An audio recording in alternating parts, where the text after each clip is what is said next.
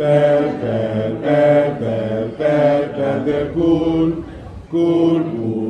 vingut a Ventagaeta a disfrutar d'un esmorzar típic de l'interior que se va a composar de un mogolló de plats diferents i el ajuarriero, el morteruelo i el embotit no van faltar.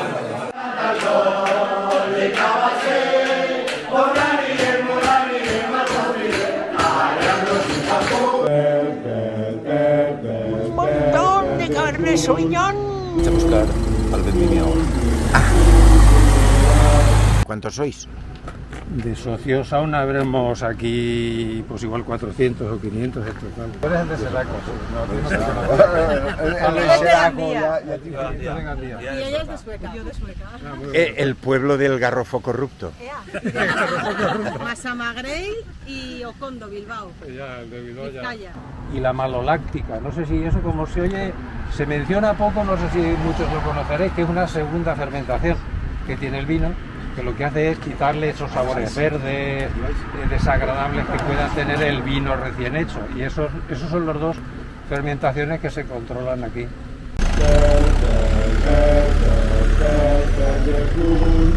¿Qué llavero lleva eso? El cacao d'or. ¡Hombre!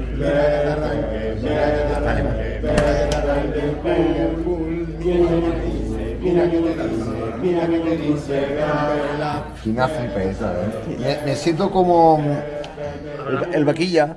Aquí lo mira uno de ahora y dice, aquí faltan piezas. Esto es una delicia arreglarlo porque lo tienes todo a mano.